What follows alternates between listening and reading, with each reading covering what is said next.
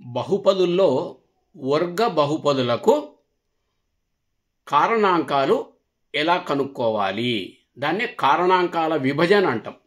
అంటే splitting into factors. ఏ విధంగా కారణాంకాలు కనుక్కోవాలో చాలామంది ఇక్కడ కన్ఫ్యూజ్ అవుతూ ఉంటారు. కాబట్టి ఇది విద్యార్థులకు కానీ పోటీ పరీక్షలు రాసేవారికి కానీ చాలా ఉపయోగకరంగా ఉంటుంది. కాబట్టి ఈ వీడియోని చివరి దాకా తప్పనిసరిగా చూడండి. ఇది బహుపదుల యొక్క వర్గ బహుపది యొక్క కారణాంక విభజన, స్ప్లిట్టింగ్ ఇంటూ ఫ్యాక్టర్స్. ఒకటే సమస్యను నేను ఒక 3 విధాలుగా చెప్తా ఉన్నాను. ఈ 3 రకాల ఏదైతే మనం కారణాంక విభజన మనం తెలుసుకున్నట్లయితే ఇక ఎలాంటి సమస్యలైనా మనం పరీక్షలో సులభంగా సాధించవచ్చు. చాలా ప్రాబ్లమ్స్కు ఇవి అవసరం మనకు, కారణాంక విభజన. సో మొదటి ఇక్కడ చూడండి, ఇక్కడ ఎప్పుడైనా సరే వీటిలో ఉన్నటువంటి ఒక గుణకాలు మనం ఫస్ట్ తీసుకుంటే x² గుణకం 1. ఇదన్నిటిలో కూడా x² పక్కన ఏం లేదు కాబట్టి దాని గుణకం 1. అంటే మనం స్ప్లిట్టింగ్ ఇంటూ ఫ్యాక్టర్ చేసేటప్పుడు ఎప్పుడైనా సరే ఈ మధ్యలో ఉన్నటువంటి యొక్క పదాన్ని మనం తీసుకోవాలి గుర్తుతో సహా. ఎందుకంటే ఇక్కడ గుర్తు చాలా ఇంపార్టెంట్. అది ఇక్కడ మనకేముంది 5x ప్లస్ 5x, ఇక్కడ చూడండి -5x, ఇక్కడ చూడండి -3x. ఇక్కడే మనకు కారణాంక విభజనలో కొద్దిగా ఇబ్బంది వస్తూ ఉంది. ఇక్కడ ఒక 6 అంటే గుణకారం చేస్తే మనకు ఒక 6 రావాలి. ఇది కూడా సేమ్ ఒక 6 రావాలి. ఇది కూడా ఒక 6 రావాలి. అంటే గుణకారం చేస్తే 6 రావాలి. వీటిని మనం ఏం చేయాలి? కారణాంకాలుగా విడగొట్టాలి. ఇది +5x, -5x, -3x. వీటిని కారణాంక విభజన చేయాలి.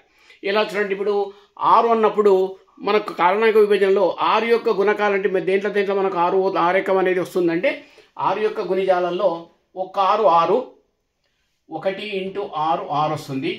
అదేవిధంగా 2 ముళ్ళ 6 వస్తుంది. ఇంకా దేంట్లో వస్తుంది 6 ఎక్కం 6 సేమ్ వస్తుంది. అంటే ఇక్కడ మనము మధ్యలో 2 3 ఇక్కడ +5x ఉంది కాబట్టి ఈ 2 3 రెండింటి కలిపి ప్లస్ సింబలే పెట్టాలి. ఇది జాగ్రత్తగా వినండి. సో ఇక్కడ ఏం చేస్తున్నాం, x² ప్లస్ ఇక్కడ చూడండి 2x, ముందు పెద్దది రాసినా సరే 3x ప్లస్ 2x ప్లస్ 6. ఇది చాలా ముఖ్యం.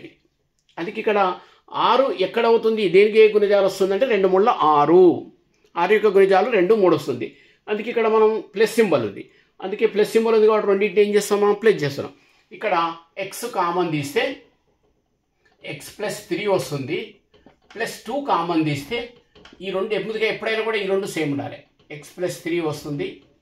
కాబట్టి x + 3 అనేది మనకు ఒక కారణాంకం, మరొక కారణాంకం x + 2. ఈ విధంగా మనం కారణాంక విభజన మొదటి మోడల్లో చేయొచ్చు.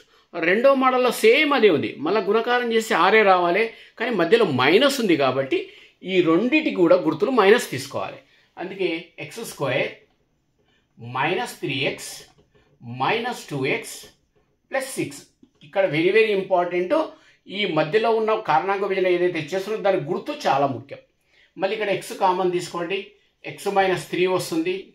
మళ్ళీ ఇక్కడ -2 కామన్ తీసుకోండి, సేమ్ x - 3 వస్తుంది. సో x - 3 ఒక కారణాంకం, x - 2 ఒక కారణాంకం. ఇది సో ఇదొక మోడల్. ఇక్కడ కూడా సేమ్ ఒక 6 సేమ్ 3 వస్తుంది.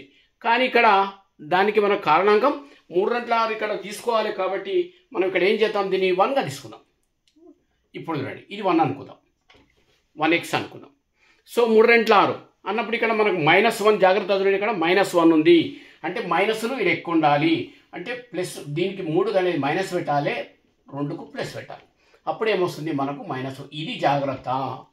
3 సేమ్, అన్నిట్లో కూడా సేమ్. కానీ ఇక్కడ మైనస్ అనేది మనకు మధ్యలో ఉంది కాబట్టి మైనస్లు 3 తీసుకోవాలి, ప్లస్లు 2 తీసుకోవాలి. సో ఇక్కడ x² -3x plus 2x -6. x common తీసుకోండి, x - 3. సో +2 కామన్ తీసుకోండి, x - 3.